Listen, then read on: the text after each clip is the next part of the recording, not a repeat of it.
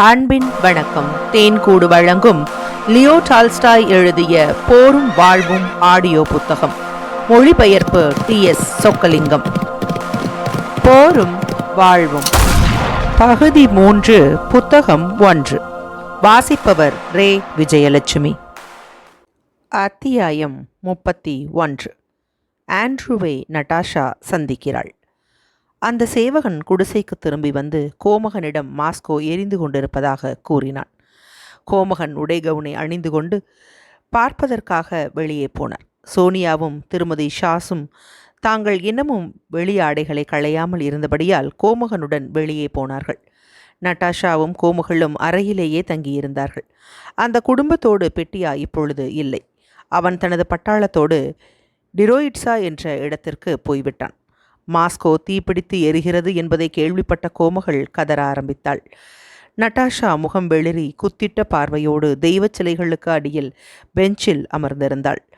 அந்த இடத்திற்கு வந்ததும் அங்கேதான் தெய்வ சிலைகளை நட்டாஷா வைத்திருந்தாள். அவளுடைய தந்தை பேசுகிறவைகளை அவள் கொஞ்சமும் கவனிக்கவில்லை. 3 வீடுகளுக்கு அப்பால் விடாமல் அந்த உதவியாளர் முணங்கிக் கொண்டிருப்பதை அவள் கவனித்து கேட்டுக்கொண்டிருந்தாள். ஓ, எவ்வளவு பயங்கரமானது என்று முற்றத்தில் குளிரினால் அவதிப்பட்ட சோனியா பீதியோடு திரும்பி வந்து சொன்னாள். மாஸ்கோ முழுவதும் எரிந்துவிடும் என்று எனக்கு தோன்றுகிறது. அவ்வளவு பயங்கரமான ஜுவாலை அங்கே தெரிகிறது. நட்டாஷா, நீ போய் பார். இப்பொழுது இங்கே ஜன்னல்களில் கூட நாம் அதை பார்க்கலாம் என்று நட்டாஷாவின் மனதை மாற்றுவதற்காக விரும்புகிறவள் போல அவளிடம் கூறினாள். அவள் என்ன சொல்லுகிறாள் என்பதை அறியாதவள் போல அவளை நட்டாஷா உற்று பார்த்தாள். மீண்டும் அங்கே மூலையில் இருந்த அடுப்பை குத்திட்ட கண்களோடு பார்த்தாள். இம்மாதிரி கதிகலங்கிய நிலையில் அன்று காலையிலிருந்து அவள் இருந்து வந்தாள். அன்று காலையில் காரணம் என்ன என்பது எனக்கு தெரியாமல் கோமகள் ஆச்சரியமும் எரிச்சலும் கொள்ளும்படியாக ஒரு காரியத்தை சோனியா செய்தாள். அதாவது, இளவரசர் ஆண்ட்ரூவுக்கு ஏற்பட்ட காயத்தை பற்றியும் அவர் தங்கள் கூட்டத்துடனேயே தங்கியிருப்பதை பற்றியும் நட்டாஷாவிடம் சோனியா சொன்னாள். அம்மாதிரி சொல்லியதற்காக கோமகள் அன்று சோனியாவிடம் காட்டிய கோபத்தை போல அவள் வேறு யாரிடமும் காட்டியதில்லை. சோனியா கதறி அழுது தன்னை மன்னிக்கும்படி கேட்டாள். இப்பொழுது அதற்கு பிராயச்சித்தம் செய்ய முயற்சிப்பவள் போல தனது மைத்துனியான நட்டாஷாவை இடைவிடாமல் கவனித்து வந்தாள். இதோ பார் நட்டாஷா, அது எவ்வளவு பயங்கரமாக எரிந்து கொண்டிருக்கிறது என்று அவள் சொன்னாள். எது எது எரிந்து கொண்டிருக்கிறது என்று நட்டாஷா கேட்டாள்.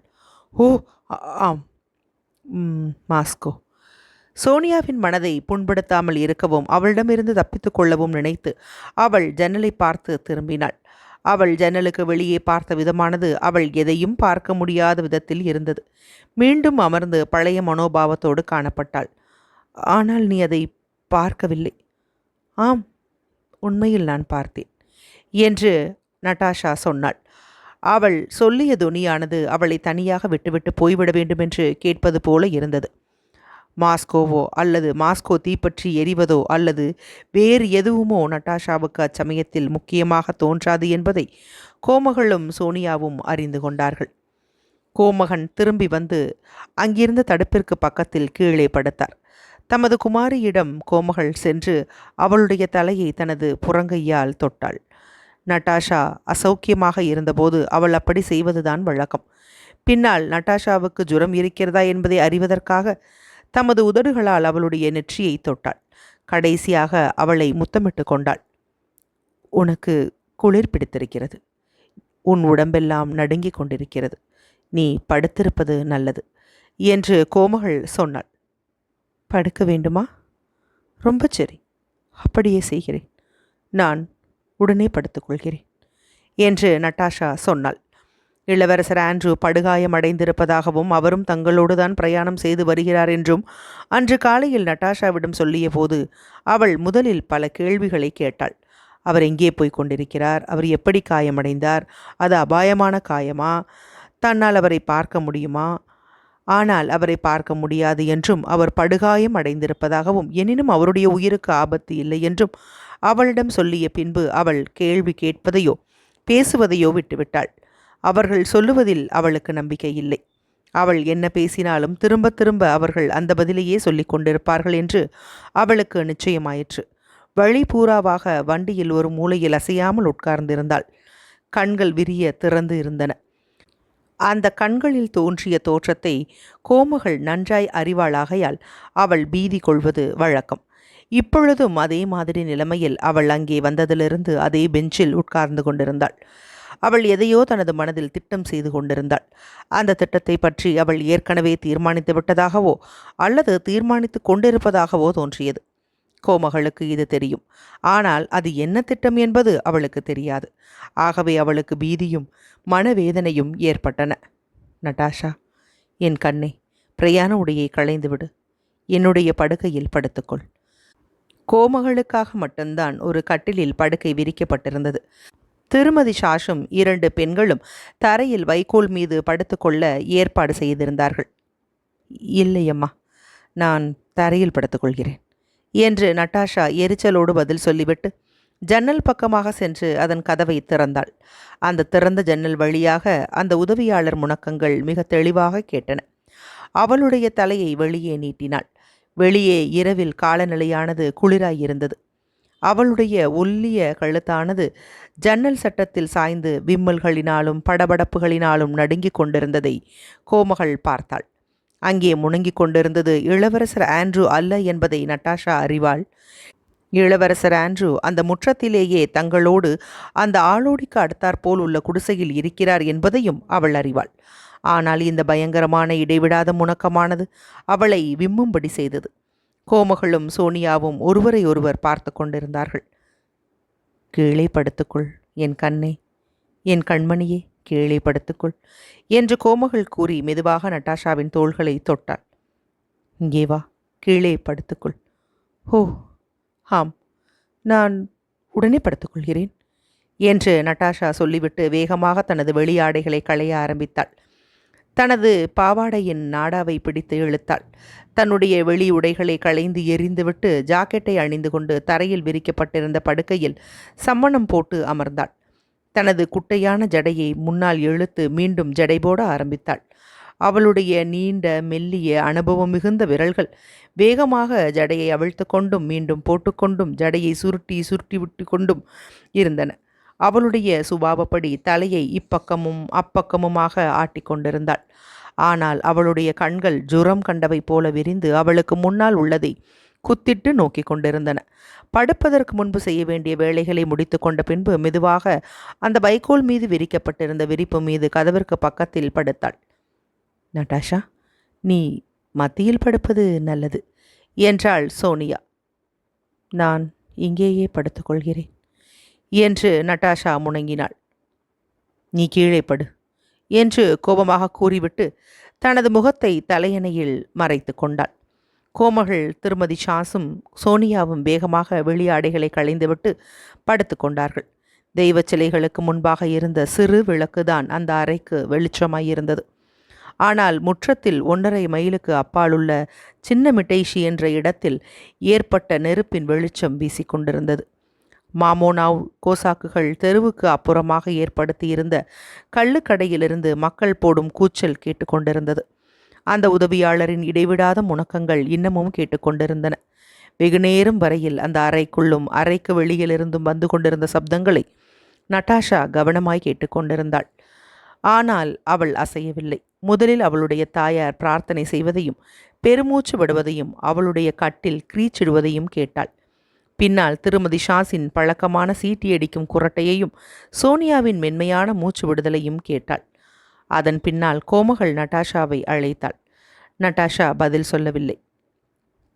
அம்மா, அவள் தூங்கிவிட்டாள் என்று நினைக்கிறேன் என்று சோனியா மெதுவாக கூறினாள். சிறிது நிசப்தத்திற்கு பின்னால் கோமகள் மீண்டும் பேசினாள். ஆனால் ஒருவரும் இச்சமயம் பதில் சொல்லவில்லை. அதன் பின்னால் தனது தாயாரின் ஒரே மாதிரியான மூச்சு விடும் சப்தத்தை நட்டாஷா கேட்டாள். நட்டாஷா அசையவில்லை. அவளுடைய சிறிய திறந்த பாதம் அவளுடைய மெத்தையிலிருந்து வெளியே நீண்டிருந்தபடியால் அந்த வெறுந்தரையில் வர வர அது குளிர ஆரம்பித்தது. எல்லார் மீதும் வெற்றி பெற்று விட்டதைப் போல சுவரில் ஒரு கீறலில் இருந்த ஒரு சுவர்கோழி சூழ் கொட்டி கொண்டிருந்தது. தூரத்தில் ஒரு சேவல் கூவியது. அதற்கு பதிலாக சமீபத்தில் ஒரு சேவல் கூவியது. கள்ளுக்கடையில் இருந்து வந்த சப்தம் மறைந்து போயிற்று. அந்த உதவியாளரின் முணக்கம் மட்டும்தான் கேட்டுக்கொண்டிருந்தது. நட்டாஷா எழுந்து உட்கார்ந்தாள். சோனியா, நீ தூங்கிவிட்டாயா என்று அவள் மெதுவாக அழைத்தாள். ஒருவரும் பதில் சொல்லவில்லை. நட்டாஷா மெதுவாகவும் ஜாக்கிரதையோடும் எழுந்து தனக்கு சிலுவை குறி காட்டி அந்த குளிர்ந்த அசுத்தமான தரையில் தன்னுடைய மெலிந்த துவண்டு கொடுக்கும் வெறும் பாதத்தை மெதுவாக வைத்தாள். தரையில் உள்ள பலகைகள் கிரீச்சிட்டன. ஒரு அடிக்கு மேல் மற்றொரு அடியாக ஜாக்கிரதையோடு எடுத்து வைத்து ஒரு பூனைக்குட்டியைப் போல வாசலுக்கு ஓடி வாசல் கதவிலிருந்த குளிர்ந்து போன கைப்பிடியை பற்றினாள். பாரமான ஏதோ ஒன்று ஒழுங்காக அந்த அறையின் சுவர்களை தட்டி கொண்டிருப்பதைப் போல அவளுக்கு தோன்றியது. அதுதான் அவளுடைய சொந்த உள்ளம். பயத்தினாலும் பீதியினாலும் அது ஆழ்ந்து கொண்டிருந்தது. ஆனால் அன்பு என்பது அதில் வழிந்து ஓடியது. அவள் கதவை திறந்தாள். வெளியே போனாள். குளிர்ந்து போயிருந்த அந்த ஓதமான ஆளோடியில் அடியெடுத்து வைத்தாள். அவள் உடம்பில் தாக்கிய குளிரானது அவளுக்கு ஒரு பலத்தை கொடுத்தது. அவளுடைய வெறும் காலால் தூங்கிக் கொண்டிருந்த ஒரு மனிதன் மீது தடுமாறவே அவனை தாண்டி கொண்டு இளவரசர் ஆண்ட்ரூ தங்கியிருந்த குடிசைக்கு போகும் கதவை திறந்தாள். அங்கே இருளாய் இருந்தது. ஒரு மூலையில் ஒரு பெஞ்ச் மீது படுக்கைக்கு பக்கத்தில் ஒரு மெழுகுவர்த்தி எரிந்து கொண்டும் அதனுடைய நீளமான திரி புகைந்து கொண்டும் இருந்தது. அன்று காலையில் இளவரசர் ஆண்ட்ரூ காயமடைந்திருக்கிறார் என்றும் அவரும் அங்கேதான் இருக்கிறார் என்றும் அவளிடம் சொல்லியதிலிருந்து அவரை பார்ப்பது என்று நட்டாஷா தீர்மானித்தாள். எதற்காக அம்மாதிரி தீர்மானித்தாள் என்பது அவளுக்கு தெரியாது. அவளுடைய சந்திப்பு மனதிற்கு மிகவும் வருத்தமாய் இருக்கும் என்பதை அவள் அறிவாள். என்றாலும் அவரை பார்க்க வேண்டியது அவசியம் என்று அவளுக்கு தோன்றியது. அன்று பகல் பூராவாக அன்றிரவு அவரை பார்க்கலாம் என்ற நம்பிக்கையிலேயே இருந்தாள். ஆனால் இப்பொழுது அந்த நேரம் வந்ததும் அவள் பார்க்க போகும் காட்சியை பற்றி அவளுடைய மனதில் பீதி நிறைந்திருந்தது. அவர் எப்படி முடமானார்? அவருடைய உடலில் இப்பொழுது தங்கியிருப்பது என்ன? இடைவிடாமல் முணங்கிக் கொண்டிருக்கும் அந்த உதவியாளனைப் போலவே தான் அவரும் இருக்கிறாரா? ஆம், அவரும் அம்மாதிரியே இருக்கலாம். அவளுடைய மனோராஜ்யத்தில் அந்த பயங்கரமான முணங்குதலின் உருவகமாக அவர் காணப்பட்டார். தெளிவான உருவமில்லாத ஒன்று அந்த மூலையில் காணப்பட்டதும் அந்த மெத்தைக்கு கீழாக அவருடைய உயர்த்திய முழங்கைகளை தோள்கள் என்று தவறாக அவள் நினைத்து கொண்டாள். ஒரு பயங்கரமான உடல் அங்கே இருக்கும் என்று அவள் கற்பனை செய்தாள். உடனே பீதியுற்று அசையாமல் நின்றாள். ஆனால் ஒரு தடுக்க முடியாத உத்வேகம் அவளை முன்னால் இழுத்தது. ஜாக்கிரதையாக ஒன்றன் பின் ஒன்றாக அடி எடுத்து வைத்து மூட்டை முடிச்சுகள் உள்ள அந்த அறையின் மத்தியில் போய் சேர்ந்தாள். டிமோக்கின் ஒரு மூலையில் இன்னும் இருவர்களோடு தெய்வ சிலைகளுக்கு கீழாக படுத்திருந்தார். டிமோக்கின் பெஞ்சு மீதும் டாக்டரும் வேலைக்காரனும் தரையில் படுத்திருந்தார்கள். அந்த வேலைக்காரன் எழுந்து உட்கார்ந்து மெதுவாக ஏதோ சொன்னான். தம்முடைய காயமடைந்த காலில் ஏற்பட்ட வலியினால் டிமோக்கின் விழித்து கொண்டிருந்தார். வெள்ளை ரவிக்கையும் ஜாக்கெட்டும் இராக்குள்ளாயும் தரித்து கொண்டு விசித்திரமாக தோன்றிய அந்த பெண்ணை விரிந்த கண்களோடு டிமோக்கின் நோக்கினார். அந்த வேலைக்காரன் தூக்க கலக்கத்தோடு, உனக்கு என்ன வேண்டும்? என்ன என்ன விஷயம் என்று நட்டாஷாவை பீதியுற்ற குரலில் கேட்டான். அவன் அம்மாதிரி கேட்டதினால் நட்டாஷா வேகமாக அந்த மூலையில் படுத்திருந்த உருவத்திற்கு பக்கத்தில் போய் சேர்ந்தாள். அந்த உருவம் மனித உடல் மாதிரி தோன்றாமல் பயங்கரமாய் இருந்தபடியால் அதை பார்த்தாக வேண்டுமென்று உறுதி கொண்டாள். அந்த வேலைக்காரனை கடந்து அவள் சென்றபோது மெழுகுவர்த்தியில் புகைந்து கொண்டிருந்த திரியின் கரியானது எரிந்து கீழே விழுந்தது. உடனே இளவரசர் ஆண்ட்ரூவின் உருவம் அவளுக்கு தெளிவாக தோன்றியது. மெத்தைக்கு வெளியே அவர் எப்பொழுதும் கையை நீட்டி படுத்திருப்பதை அவள் பார்த்திருப்பதைப் போல இப்பொழுதும் கையை நீட்டி படுத்திருந்தார். அவர் எப்பொழுதும் போலவே காணப்பட்டார். அவருடைய முகத்தில் தோன்றிய ஜுரத்தால் ஏற்பட்ட நிறமும் அவளை பார்த்து திரும்பிய அவருடைய பரவசம் கொண்ட ஜொலிக்கின்ற கண்களும், முக்கியமாக ஒரு குழந்தையைப் போன்ற மெல்லிய அவருடைய கழுத்தும் அவருடைய சட்டையின் கழுத்து பட்டி விலகியதினால் அது தெளிவாக தோன்றிய காட்சியும் அவளுக்கு ஒன்றும் அறியாத ஒரு குழந்தையின் தோற்றத்தை போன்ற ஒரு தோற்றத்தை அளித்தது. அந்த காட்சியை அவள் எப்பொழுதுமே பார்த்ததில்லை. அவள் அவரிடம் நெருங்கினாள். வாலிபத்திற்குரிய வேகமான குலைவான ஆசையோடு அவர் முன்பு முழங்கால் படியிட்டாள். அவர் அவளுக்கு புன்னகை காட்டி தமது கையை அவளிடம் நீட்டினார். அத்தியாயம் 31 நிறைவுற்றது. அத்தியாயம் 32.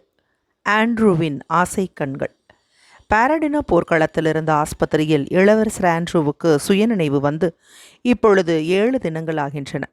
அவருடைய ஜுர நிலைமையையும் அவருடைய குடலில் ஏற்பட்டிருந்த காயத்தினால் அது புண்ணாகி இருந்ததும் டாக்டர்களுக்கு நம்பிக்கையை கொடுக்கவில்லை. ஆனால் 7வது தினத்தன்று அவர் மகிழ்ச்சியோடு ஒரு துண்டு ரொட்டியும் கொஞ்சம் தேநீரும் சாப்பிட்டார். அவருடைய ஜுரம் குறைந்திருந்ததை டாக்டர் கவனித்தார். அன்று காலையில்தான் அவருக்கு சுய உணர்வு வந்தது. மாஸ்கோவை விட்டு புறப்பட்ட பின்பு முதல் இரவன்று சீதோஷ்ண நிலைமை வெதுவெதுப்பாய் இருந்தபடியால் வண்டியிலேயே அவர் தங்கியிருந்தார். மிட்டைஷி என்ற இடத்தில் வண்டியை விட்டு தம்மை வெளியே எடுத்து கொஞ்சம் தேநீர் கொடுக்கும்படி அவரே கேட்டுக்கொண்டார். அவரை வெளியே எடுத்து குடிசைக்குள் கொண்டு போகும்போது அவருக்கு ஏற்பட்ட வலியினால் அவர் பலமாக கூச்சலிட்டு அதனால் மீண்டும் தமது உணர்வை இழந்தார். அவரை அவருடைய முகாம் படுக்கையில் படுக்க வைத்தபோது அவர் வெகுநேரம் அசைவற்று கண்களை மூடிக்கொண்டு படுத்திருந்தார். பின்னால் கண்களை திறந்து மெதுவான குரலில், "தேநீர் எங்கே?" என்று கேட்டார். அம்மாதிரியான சிறிய காரியங்களை கூட அவர் நினைவு கொண்டிருந்தது டாக்டரை கூட ஆச்சரியப்படுத்தும்படி செய்தது. அவர் இளவரசர் ஆண்ட்ரூவின் நாடியை பிடித்து பார்த்தார். அது அபிவிருத்தி அடைந்திருந்தது. அதை கண்டு அந்த டாக்டர் ஆச்சரியமும் அதிருப்தியும் கொண்டார். ஏனெனில் அவருடைய நோயாளி அப்பொழுது சாகாவிட்டால் அதிக வேதனையோடு சிறிது காலம் கழித்து சாக வேண்டியிருக்கும் என்பதை அந்த டாக்டர் தமது அனுபவத்தினால் அறிந்திருந்தார். இளவரசர் ஆண்ட்ரூவின் பட்டாளத்தைச் சேர்ந்த சிவப்பு மூக்கை உடைய மேஜர் டிமோக்கின் மாஸ்கோவில் அவருடன் வந்து சேர்ந்தார். அவரும் பாராடினா போரில் காலில் காயமடைந்தபடியால் அவருடனேயே எடுத்து வரப்பட்டார். அவர்களோடு ஒரு டாக்டரும் இளவரசர் ஆண்ட்ரூவின் வேலைக்காரனும் அவருடைய வண்டிக்காரனும் 2 வில்லை சேவகர்களும் வந்து கொண்டிருந்தார்கள். இளவரசர் ஆண்ட்ரூவுக்கு அவர்கள் சிறிது தேநீர் கொடுத்தார்கள். அவர் அதை ஆவலோடு குடித்தார். எதையோ நினைத்து பார்க்கவும் புரிந்து கொள்ளவும் முயற்சிப்பவரைப் போல தமக்கு எதிரேயுள்ள கதவை ஜுரம் கொண்ட கண்களினால் நோக்கினார். "எனக்கு இனிமேல் வேண்டியதில்லை. இங்கே டிமோக்கின் இருக்கிறாரா?" என்று கேட்டார். டிமோக்கின் பெஞ்சு வழியாக நகர்ந்து அவரிடம் சென்றார். "நான் இங்கே இருக்கிறேன் வெண்மை தங்கியவரே. உமது காயம் எப்படி இருக்கிறது?" என்னுடையதா ஐயா? எல்லாம் சரியாய் இருக்கிறது. ஆனால் உம்மை பற்றி என்ன?" இளவரசர் ஆண்ட்ரூ எதையோ நினைவுகூர முயற்சிப்பவரைப் போல சிந்தித்து பார்த்தார். எனக்கு எனக்கு யாராவது ஒரு புத்தகம் கொண்டு வர முடியாதா?" என்று அவர் கேட்டார். "என்ன புத்தகம்?" "சுவிசேஷ புத்தகம். என்னிடம் இப்பொழுது ஒன்றும் இல்லை." அவருக்கு அதை கொண்டு வந்து கொடுப்பதாக டாக்டர் கூறிவிட்டு அவருடைய சௌக்கியத்தை பற்றி கேட்க ஆரம்பித்தார். டாக்டர் கேட்ட எல்லா கேள்விகளுக்கும் தயக்கத்துடனும் ஆனால் பகுத்தறிவுடனும் இளவரசர் ஆண்ட்ரூ பதிலளித்தார். அவருக்கு மிகுந்த வலியும் அசௌகரியமும் இருந்தபடியால் தமது இடுப்பிற்கு கீழே ஒரு தலையணையை வைக்கும்படி சொன்னார். டாக்டரும் வேலைக்காரனும் அவரை மூடியிருந்த மேல் சட்டையை எடுத்தார்கள். காயம்பட்ட இடத்தில் சதை அழுகி கொண்டு வந்தபடியால் அதிலிருந்து வந்த துர்வாசனையினால் அவர்களுடைய முகங்கள் சுளித்தன. அந்த பயங்கரமான காயம்பட்ட இடத்தை சோதனை செய்ய ஆரம்பித்தார். ஏதோ ஒன்றை பற்றி டாக்டர் மிகுந்த அதிருப்தி கொண்டிருந்தபடியால் கட்டுகளை மாற்றி கட்டினார். காயமடைந்திருந்த அவரை கொஞ்சம் திருப்பிய போது அவர் மீண்டும் வலியினால் முணங்கி சுவாதீனம் இழந்து வேதனையினால் ஜன்னி பிடித்தவரைப் போல உளர ஆரம்பித்தார். அவர் அந்த புத்தகத்தை கொண்டு வந்து தமக்கு கீழே வைக்கும்படி கேட்டுக்கொண்டே இருந்தார். "இதனால் உங்களுக்கு என்ன தொந்தரவு ஏற்பட்டுவிடும்? என்னிடம் அந்த புத்தகம் இல்லை. எனக்காக ஒன்றை கொண்டு வந்து எனக்கு கீழே ஒரு வினாடி வையுங்கள்" என்று ஒரு பரிதாபமான குரலில் கேட்டுக்கொண்டிருந்தார். தமது கைகளை கழுவுவதற்காக அந்த டாக்டர் ஆளோடிக்கு சென்றார். "உங்களுக்கெல்லாம் மனசாட்சி என்பதே கிடையாது" என்று தமது கையில் தண்ணீரை விட்டு கொண்டிருந்த வேலைக்காரனை பார்த்து டாக்டர் சொன்னார். "ஒரே ஒரு வினாடிதான் நான் உன்னை பார்க்காமல் இருந்தேன். அது எப்பேற்பட்ட வலியாயிருக்கும் உனக்கு தெரியுமா? அதை எப்படித்தான் அவர் சகிக்க முடியுமோ எனக்கு தெரியவில்லை. அவருடைய முதுகிற்கடியில் நாம் ஏதோ வைத்தோம் என்றுதான் நினைக்கிறேன். கிறிஸ்து சாட்சியாக சொல்லுகிறேன்" என்று அந்த வேலைக்காரன் கூறினான். மிட்டைஷியில் தங்கிய போது தம்மை வண்டியிலிருந்து எடுத்து குடிசைக்கு கொண்டு போகும்படி இளவரசர் ஆண்ட்ரூ சொல்லிய போதுதான் அவர் எங்கே இருக்கிறார் என்பதையும் அவருக்கு என்ன நேர்ந்திருக்கிறது என்பதையும் அவர் எப்படி காயமடைந்தார் என்பதையும் முதலாக அறிந்தார். குடிசைக்கு கொண்டு போகும்போது வலியினால் அவர் உணர்வை இழந்த போதிலும் பின்னால் மீண்டும் உணர்வு பெற்றார். அவர் தேநீர் அறிந்து கொண்டிருந்த போது தமக்கு நேரிட்டவைகளை எல்லாம் மீண்டும் ஒரு தடவை நினைத்து பார்த்தார். ஆஸ்பத்திரி முகாமில் அவர் இருந்தபோது அவர் விரும்பாத ஒரு புதிய சிந்தனைகளும் அவற்றால் மகிழ்ச்சி ஏற்படும் என்ற நம்பிக்கையும் அவருடைய நினைப்பில் இப்பொழுது மங்கலாகவும் தெளிவற்றவையாகவும் தோன்றிய போதிலும் அவருடைய உள்ளத்தை அவை இப்பொழுது ஆட்கொண்டு விட்டன. மகிழ்ச்சியை பெறுவதற்கு தம்மிடம் ஒரு புதிய வழி இருப்பதை அவர் நினைவு கூர்ந்தார். அந்த மகிழ்ச்சிக்கும் சுவிசேஷங்களுக்கும் ஏதோ தொடர்பிருப்பதாகவும் அவர் உணர்ந்தார்.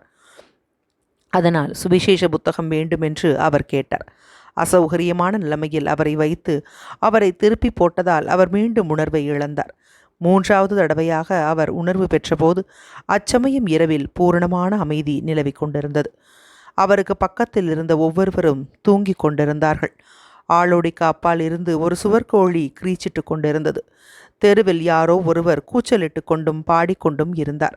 கரப்பான்கள் மேஜை மீதும் தெய்வச் சிலைகள் மீதும் சுவர்கள் மீதும் ஓடிக்கொண்டிருந்தன. ஒரு பெரிய ஈ ஒன்று அவருடைய படுக்கையின் தலைப்பில் வந்து அமர்ந்து அங்கிருந்த மெழுகுவர்த்தியை சுற்றி கொண்டிருந்தது. அந்த மெழுகுவர்த்தியின் திரி கரிந்து காளான் மாதிரி ஊறு கொண்டிருந்தது. அவருடைய மனம் சாதாரண நிலைமையில் இல்லை. ஒரு ஆரோக்கியமான மனிதன் ஏக காலத்தில் எத்தனையோ காரியங்களை பற்றி யோசிக்கவும் உணரவும் நினைவு கொள்ளவும் முடியும் என்றாலும் அந்த நினைப்பு தொடர்களிலோ சம்பவங்களிலோ எதையாவது ஒன்றை தேர்ந்தெடுத்து அதன் மீது தனது முழு கவனத்தையும் செலுத்துவதற்கு வேண்டிய சக்தியும் விருப்பமும் அவனுக்கு உண்டு. ஒரு ஆரோக்கியமான மனிதன் ஆழ்ந்த சிந்தனையில் இருக்கும்போது யாராவது ஒருவர் அங்கே திடீரென்று வந்துவிட்டால் உடனே தனது சிந்தனையிலிருந்து விடுபட்டு அந்த மனிதருக்கு உபசாரமாக 1-2 வார்த்தைகள் கூற முடியும். ஆனால் உடனே மீண்டும் தனது பழைய சிந்தனைக்கு போக முடியும். இம்மாதிரி விஷயத்தில் இளவரசர் ஆண்ட்ரூவின் மனமானது சாதாரண நிலைமையில் இல்லை. அவருடைய உள்ளத்தின் சக்திகள் எல்லாம் முன்னால் எப்பொழுதும் இருந்ததை விட அதிக தெளிவோடும் வேகத்தோடும் இயங்கி வந்தன. ஆனால் அவை அவருடைய விருப்பத்தோடு தொடர்பில்லாமல் இயங்கி வந்தன. ஒன்றுக்கொன்று நேர் விரோதமான சிந்தனைகளும் காட்சிகளும் ஏக காலத்தில் அவருக்கு தோன்றின. சில வேளைகளில் அவருடைய மூளை திடீரென்று வேகமாகவும் தெளிவோடும் வேலை செய்ய ஆரம்பித்து அவர் ஆரோக்கியமாயிருந்த காலத்தில் சென்றிராத ஆழத்திற்கு போய் சேரும். ஆனால் திடீரென்று அந்த வேலையிலிருந்து அது விலகி ஒரு எதிர்பாராத சிந்தனைக்கு திரும்பும். அந்த சிந்தனையிலிருந்து மீண்டும் அந்த மனதை திருப்புவதற்கான பலம் அவருக்கு அச்சமயம் இல்லை. ஆம், எனக்கு ஒரு புதிய மகிழ்ச்சி ஞானோதயத்தால் தோன்றியிருக்கிறது. அது ஒருவராலும் பறிக்க முடியாதது என்று அவர் பாதி இருளடைந்திருந்த அந்த அமைதியான குடிசையில் படுத்து சிந்தித்து கொண்டும் ஜுரம் கொண்டிருந்த விரிந்த கண்களால் தமக்கு நேராக குத்திட்டு பார்த்து கொண்டும் இருந்தார். மனிதன் மீது பிடிப்புள்ள இந்த இகலோக சக்திகளுக்கும் செல்வாக்குகளுக்கும் அப்புறமாக அந்த மகிழ்ச்சி இருக்கிறது. உள்ளத்தை மட்டுமே பற்றிய ஒரு மகிழ்ச்சி, அன்பினால் ஏற்படும் ஒரு மகிழ்ச்சி. ஒவ்வொரு மனிதரும் அதை அறிந்து கொள்ள முடியும். ஆனால் கடவுள் ஒருவரால் தான் அதை கொடுக்க முடியும். ஆனால் கடவுள் அதை பற்றி எப்படி கட்டளையிடுகிறார்? மனிதகுமாரன் ஏன்? திடீரென்று அந்த சிந்தனை தொடர் அருந்தது.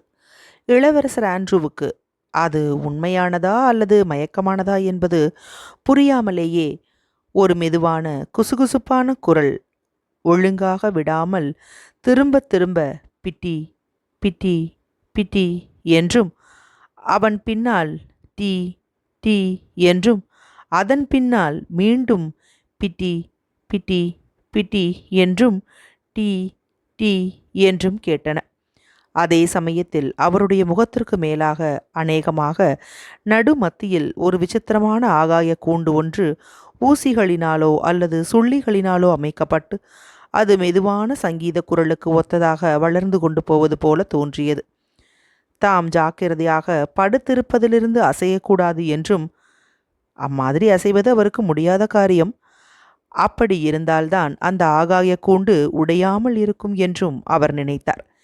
என்றாலும் அந்த கூண்டு அழிந்து கொண்டும் மீண்டும் அந்த சங்கீதத்தின் தாளத்திற்கு தக்கபடி மெதுவாக உயர்ந்து கொண்டும் இருந்தது. அது வளர்கிறது, வளர்கிறது, பரவுகிறது, மீண்டும் வளர்கிறது என்று இளவரசர் ஆண்ட்ரூ தமக்குள் கூறிக்கொண்டார். இந்த குசுகுசுப்பான ஓசையை அவர் கேட்டுக்கொண்டிருந்த போது ஊசிகளினால் ஆகிய அந்த ஆகாய கூண்டின் அமைப்பையும் அழிவையும் அவர் உணர்ந்து கொண்டிருந்த போது மற்றொன்றையும் அவர் பார்த்தார். அதாவது அந்த மெழுகுவர்த்தியை சுற்றி ஒரு சிவப்பு வட்டம் இடையிடையே தோன்றுவதை அவர் பார்த்தார். கரப்பான்களின் சலசலப்பையும் தமது தலையணை மீது தம்முடைய முகத்தின் மீதும் பறந்து வந்து உட்கார்ந்திருந்த அந்த ஈயினுடைய ரீங்காரத்தையும் அவர் கேட்டார். அந்த ஈ அவருடைய முகத்தை ஒவ்வொரு தடவையும் தொடும்போது அவருக்கு ஒரு எரிச்சலான உணர்ச்சியை கொடுத்தது. என்றாலும் அந்த ஆகாய கூண்டு எந்த இடத்தில் உயர்ந்து கொண்டிருக்கிறதோ அதே இடத்தை அந்த ஈ வந்து தாக்கிய போதிலும் அந்த ஆகாய கூண்டை அந்த ஈயினால் அழிக்க முடியாமல் இருப்பதைக் கண்டு அவர் ஆச்சரியம் கொண்டார். இதை தவிர முக்கியமான மற்றொரு விஷயமும் இருக்கிறது. அதாவது கதவிற்கு பக்கத்தில் ஏதோ ஒன்று வெள்ளையாக ஸ்பிங்ஸ் போன்ற அசையாத உருவச்சிலையாக காணப்பட்டதும் அவருடைய மனதை அழுத்தி வந்தது. ஒருவேளை மேஜை மீது இருக்கும் எனது சட்டையாக அது இருக்கலாமோ? இதோ எனது கால்கள் இருக்கின்றன. அதுதான் வாசல். ஏன் இம்மாதிரியாக வளர்ந்து கொண்டும் பரவிக்கொண்டும் பிட்டி பிட்டி பிட்டி என்றும் டிடி என்றும் பிட்டி பிட்டி பிட்டி என்றும் சொல்லி கொண்டிருக்க வேண்டும்? அவ்வளவு போதும், தயவு செய்து போய்விடு என்று இளவரசர் ஆண்ட்ரூ யாரோ ஒருவரை வருத்தத்தோடு இறங்கி கேட்பதைப் போல சொன்னார். திடீரென்று அவருடைய உணர்ச்சிகளும் சிந்தனைகளும் உள்ளத்தின் மேல் பரப்பிற்கு தெளிவோடும் வேகத்தோடும் வந்தன. ஆம், அன்பு என்று அவர் மிக தெளிவாக மீண்டும் சிந்தித்தார். ஆனால் அந்த அன்பு என்பது ஏதோ ஒன்றை விரும்புவதற்காக ஏற்படும் அன்பல்ல. ஒரு நோக்கத்திற்காக, ஒரு காரணத்திற்காக ஏற்படும் அன்பல்ல. நான் மரணப்படுக்கையில் இருக்கும்போது என்னுடைய விரோதியை நான் பார்த்தபோது அவர் மீது நான் அன்பு கொள்வதை முதல் தடவையாக நான் அனுபவித்தேன். அந்த அன்பையே நான் அன்பு என்று சொல்லுகிறேன். நான் அனுபவித்த அந்த அன்புதான் ஆத்மாவின் சாரமாகும். அந்த அன்பிற்கு ஆசை என்பது எதுவும் கிடையாது. இப்பொழுது மீண்டும் நான் அந்த பேரானந்தத்தை உணர்கிறேன். அக்கம் பக்கத்தில் உள்ளவர்களை ஒருவர் நேசிப்பதும், விரோதிகளை ஒருவர் நேசிப்பதும், ஒவ்வொன்றையும் ஒருவர் நேசிப்பதும் கடவுளை அவர் அருள் காட்டியுள்ள எல்லாவற்றோடும் நேசிப்பது போலாகும். உங்களுக்கு மிகவும் அன்பாக உள்ள ஒருவரை மனித அன்போடு நேசிப்பது சாத்தியமான காரியம். ஆனால் ஒரு எதிரியை நேசிப்பது என்பது தெய்வீக அன்பினால் தான் செய்ய முடியும். அதனால்தான் என்னுடைய எதிரியாகிய அந்த மனிதனை நான் நேசிப்பதாக உணர்ந்தபோது நான் அந்த விதமான மகிழ்ச்சியை அனுபவித்தேன். அவனுக்கு என்ன கதி நேரிட்டது? அவன் உயிரோடு இருக்கிறானா? மனித அன்போடு ஒருவர் நேசிக்கும் காலத்தில் அன்பிலிருந்து துவேஷத்திற்கு ஒருவர் மாறக்கூடும். ஆனால் தெய்வீக அன்பு அம்மாதிரி மாற முடியாது. இல்லை, மரணமானாலும் சரி, வேறு எதுவானாலும் சரி, அதை அழிக்க முடியாது. அதுதான் ஆத்மாவின் சாரம். என்றாலும் எனது வாழ்க்கையில் எத்தனை பேரை நான் வெறுத்திருக்கிறேன். அவர்கள் எல்லாரையும் விட நான் அவள் மீதுதான் அதிகமான விருப்பும் வெறுப்பும் கொண்டேன். இச்சமயம் அவர் மிக தெளிவாக நட்டாஷாவின் சித்திரத்தை உருவகம் கொண்டார். அவருக்கு களிப்பை கொடுத்து வந்த அவளுடைய வசீகரங்களை பற்றி மட்டும் முன்பெல்லாம் அவர் நினைத்து பார்த்ததைப் போல இப்பொழுது அவர் நினைக்கவில்லை. இப்பொழுது முதல் தடவையாக அவளுடைய ஆத்மாவின் சித்திரத்தை அவர் உருவகப்படுத்தி பார்த்தார். அவளுடைய உணர்ச்சிகளையும் அவளுடைய கஷ்டங்களையும் அவமானத்தையும் வியாகுலத்தையும் அவர் புரிந்து கொண்டார். தாம் அவளை மறுத்ததால் ஏற்பட்ட எல்லா கொடுமைகளையும், அவளுடன் மனஸ்தாபம் கொண்டதால் ஏற்பட்ட எல்லா கொடுமையையும் அவர் முதல் தடவையாக உணர்ந்தார். இன்னும் ஒரு தடவை அவளை பார்ப்பதற்கு என்னால் முடியுமானால், இன்னும் ஒரே ஒரு தடவை அவளுடைய அந்த கண்களை நோக்கி நான் சொல்ல முடியுமானால், பிட்டி பிட்டி பிட்டி என்றும், டீ டீ என்றும், பிட்டி பிட்டி பிட்டி என்றும் அந்த ஈ சிறகடித்தது. அவருடைய சிந்தனை திடீரென்று மற்றொரு உலகத்திற்கு போயிற்று. நிஜமும் மயக்கமும் கலந்த அந்த உலகத்தில் விசித்திரமானது ஒன்று நடந்து கொண்டிருந்தது. அந்த உலகத்தில் மீண்டும் அந்த கூண்டு ஸ்தாபிதமாயிற்று. ஆனால் கீழே விழவில்லை. ஏதோ ஒன்று கிரீச்சிட்டது. புதிய காற்று உள்ளே வீசியது. ஒரு புதிய வெண்மையான ஸ்பிங்ஸ் தோன்றி கதவிற்கு பக்கத்தில் நின்று கொண்டிருந்தது. அந்த ஸ்பிங்ஸ் உருவத்திற்கு அப்பொழுதுதான் அவர் நினைத்து கொண்டிருந்த நட்டாஷாவினுடைய வெளிரிய முகமும் பிரகாசமான கண்களும் இருந்தன. ஹோ, இந்த தொடர்ச்சியான ஜன்னி நிலைமை எவ்வளவு கஷ்டமாய் இருக்கிறது என்று இளவரசர் ஆண்ட்ரூ நினைத்து தமது மனோராஜ்யத்திலிருந்து அந்த முகத்தை விரட்டுவதற்காக முயற்சி செய்தார். ஆனால் அந்த முகமானது உண்மையின் வேகத்தோடு அவருடைய தோற்றத்திற்கு முன்பாக விளங்கி நெருங்கி வந்து கொண்டிருந்தது. அந்த சுத்தமான சிந்தனா உலகத்திற்கு மீண்டும் திரும்ப இளவரசர் ஆண்ட்ரூ விரும்பினார். அவரால் முடியவில்லை. அந்த ஜன்னியானது மீண்டும் அவரை தம்முடைய உலகத்திற்கு இழுத்து கொண்டு போயிற்று. அந்த மெதுவான தணிவான தொனி தாளந்தவராத தன்னுடைய குரலை விடாமல் காட்டிக்கொண்டிருந்தது. ஏதோ ஒன்று அவரை அழுத்தி பரவி நின்றது. அந்த விசித்திரமான முகம் அவருக்கு முன்னால் தோன்றியது.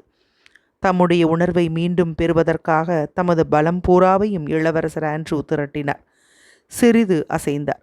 திடீரென்று அவருடைய காதுகளில் ஏதோ ஒன்று ஒலித்து அவருடைய கண்கள் பஞ்சடைத்து தண்ணீருக்குள் மூழ்கியவரைப் போல அவர் தமது உணர்வை இழந்தார்.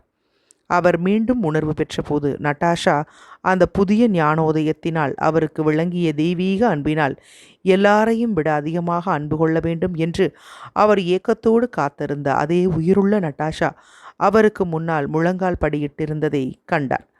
அவள் உண்மையான உயிருள்ள நட்டாஷா என்பதை அவர் அறிந்து கொண்டதும் ஆச்சரியப்படவில்லை.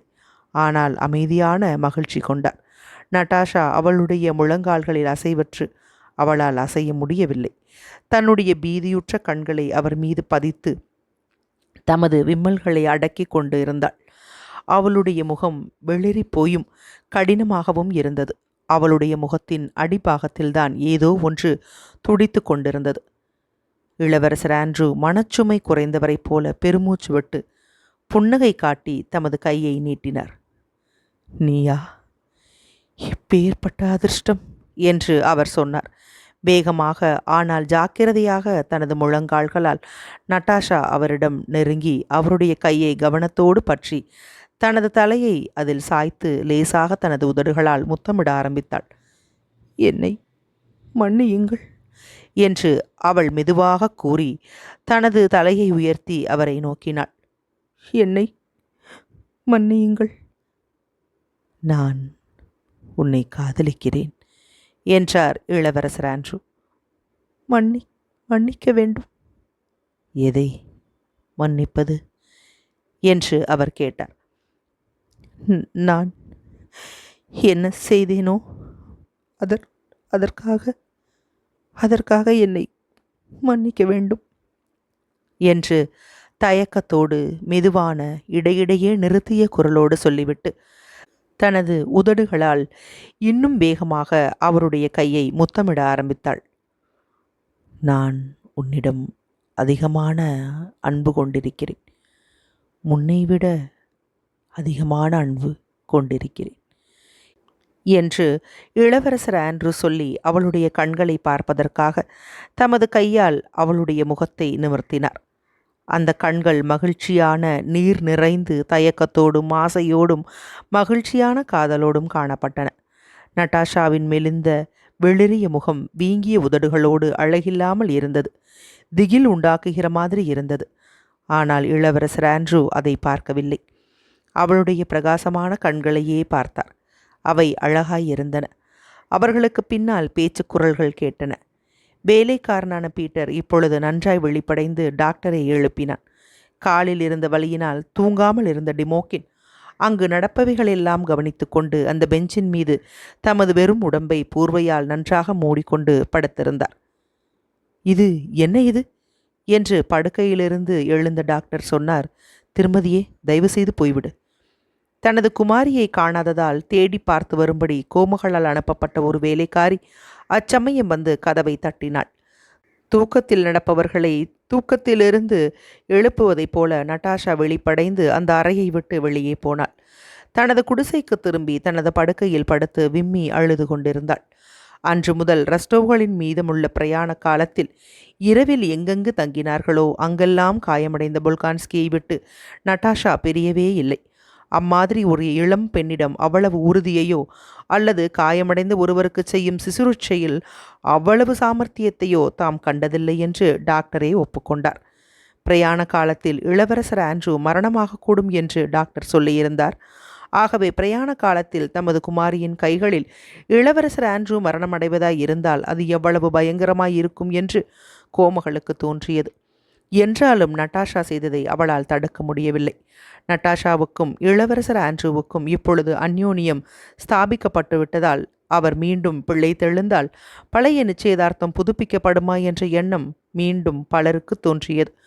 ஆனால் ஒருவராவது, நட்டாஷாவையும் இளவரசர் ஆண்ட்ரூவும் உட்பட, இதை பற்றி பேசியதில்லை. வாழ்வையும் சாவையும் பற்றிய இந்த பிரச்சனை போல்கான்ஸ்கி மீது மட்டும் தொங்கி நிற்கவில்லை, ருஷ்யா முழுவதின் மீதுமே அது தொங்கி நின்றபடியால் மற்ற எல்லா சிந்தனைகளையும் அது விலக்கி வைத்துவிட்டது. அத்தியாயம் 32 நிறைவுற்றது. அத்தியாயம் 33. நெப்போலியனை நோக்கி பியர் விரைகிறார். செப்டம்பர் 3ஆம் தேதியன்று காலையில் பியர் நேரம் கழித்து விழித்தார். அவருடைய தலை வலித்து கொண்டிருந்தது. அவர் ஆடைகளை களையாமல் படுத்து கொண்டபடியால் அவர் உடலில் இருந்த உடைகள் எரிச்சலை கொடுக்கும்படியாக இருந்தன. முதல் நாளன்று ஏதோ வெட்கப்படக்கூடிய ஒரு காரியத்தை செய்துவிட்டதைப் போல அவருடைய மனதில் ஒரு மங்கலான நினைப்பு தோன்றிக் கொண்டிருந்தது. கேப்டன் ராம்பலுடன் முதல் நாளன்று அவர் செய்த சம்பாஷணையே அவருக்கு வெட்கப்படக்கூடிய காரியமாக தோன்றியது. காலையில் 11 மணி ஆயிற்று. என்றாலும் வெளியே இருட்டாயிருந்தது. பியர் எழுந்து தமது கண்களை கசக்கிக் கொண்டு மேஜை மீது இருந்த கைத்துப்பாக்கியை பார்த்தார். மேஜை மீது கெராசிம் அதை கொண்டு வந்து வைத்திருந்தார். அதை பார்த்த பின்புதான் அவர் எங்கே இருக்கிறார் என்பதையும் அவர் அன்று செய்ய வேண்டிய வேலை என்ன என்பதையும் அவர் நினைவு கூர்ந்தார். இப்பொழுது ரொம்ப நேரமாகிவிட்டதா என்று அவர் நினைத்தார். இல்லை, ஒருவேளை அவர் நடுப்பகலுக்கு முன்பாக மாஸ்கோவிற்குள் பிரவேசிக்காமல் இருக்கலாம். தாம் செய்ய வேண்டிய வேலையை பற்றி சிந்தனை செய்ய பியர் விரும்பாமல் நடவடிக்கையில் இறங்க ஆரம்பித்தார். தம்முடைய உடைகளையெல்லாம் சரி செய்து கொண்டு கைத்துப்பாக்கியை கையில் எடுத்துக்கொண்டு வெளியே போக புறப்பட்டார். அப்பொழுதுதான் முதல் தடவையாக அவருக்கு ஒன்று தோன்றியது. அதாவது, கையில் துப்பாக்கியோடு தெருக்களில் அவர் போகக்கூடாது. அவ்வளவு பெரிய கைத்துப்பாக்கியை அவருடைய வெளிச்சட்டையில் மறைத்து வைக்கவும் முடியாது. மற்றவர்கள் பார்க்க முடியாமல் அவருடைய பெல்ட்டிலோ அல்லது கைக்கு அடியிலோ அவரால் கொண்டு போகவும் முடியாது. தவிரவும் அதிலிருந்த தோட்டா சுடப்பட்டிருக்கிறது. திரும்பவும் அதில் குண்டை கெட்டிப்பதற்கு அவகாசம் இல்லை. பரவாயில்லை, குத்துவாள் மட்டும் போதும் என்று அவர் தமக்குள் சொல்லிக்கொண்டார். தமது நோக்கத்தை பற்றி அவர் திட்டமிட்ட போது பல தடவையில் ஒரு விஷயம் அவருடைய ஞாபகத்திற்கு வந்தது. அதாவது 1809ஆம் வருஷத்தில் நெப்போலியனை கொல்லுவதற்காக முயற்சி செய்த மாணவனின் முக்கியமான தவறு என்னவென்றால் அவன் குத்துவாளை உபயோகிக்க முயற்சித்ததே ஆகும். இதை பல தடவை பியர் நினைத்திருக்கிறார். ஆனால் அவருடைய முக்கியமான நோக்கம் அவருடைய திட்டத்தை நிறைவேற்றுவது அல்லவென்றும் அவருடைய நோக்கத்தை நிறைவேற்றாமல் விடப்போவதில்லை என்பதை காட்டுவதே என்றும் தோன்றியது. அதற்காக அவரால் செய்யக்கூடிய காரியங்களையெல்லாம் செய்வார் என்று நிரூபிக்க விரும்புவதைப் போல ஒரு பச்சை உரையில் இருந்த மழுங்கி போன குத்துவாளை அவசரமாக எடுத்து தம்முடைய உள்சட்டையில் மறைத்து கொண்டார். அந்த குத்துவாளை சுக்காரேவ் மார்க்கெட்டில் கைத்துப்பாக்கியோடு அவர் விலைக்கு வாங்கினார். தமது கோட்டிற்கு மேலாக ஒரு இடுப்பு பட்டியை கட்டிய பின்பு தமது தொப்பியை தலையில் கொஞ்சம் கீழே இழுத்து வைத்து கொண்டு சப்தம் போடாமலும் கேப்டனை சந்திக்காமலும் இருப்பதற்காக தாழ்வாரம் வழியாக சென்று வெளியே தெருவிற்கு போனார். முதல் நாளன்று மாலையில் அசிரத்தையோடு அவர் பார்த்த மாஸ்கோவில் ஏற்பட்ட அந்த நெருப்பானது அன்றிரவில் பெரிதாக பரவிவிட்டது. பல இடங்களில் நெருப்பு பற்றி எரிந்து கொண்டிருந்தது. ஆற்றுக்கு அக்கறையில் உள்ள வண்டி தெருவில் இருந்த கட்டடங்களும் மாஸ்கோ நதியில் இருந்த படகுகளும் டாராகமைலாவ் பாலத்திற்கு பக்கத்தில் இருந்த மரத்தொட்டிகளும் நெருப்பு பிடித்து எரிந்து கொண்டிருந்தன. பக்கத்து தெருக்கள் வழியாக பாவார்ஸ்கோ என்ற இடத்திற்கு பியர் சென்று அங்கிருந்து அர்பாட் என்ற இடத்திலுள்ள செயின்ட் நிக்கலஸ் என்ற மாதா கோயிலுக்கு சென்றார்.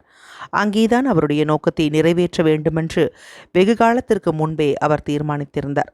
அநேகமாக எல்லா வீடுகளின் வெளிவாசல் கதவுகளும் பூட்டப்பட்டிருந்தன. ஜன்னல்கள் எல்லாம் அடைக்கப்பட்டிருந்தன. தெருக்களும் சந்துகளும் ஆள் நடமாட்டமில்லாமல் இருந்தன.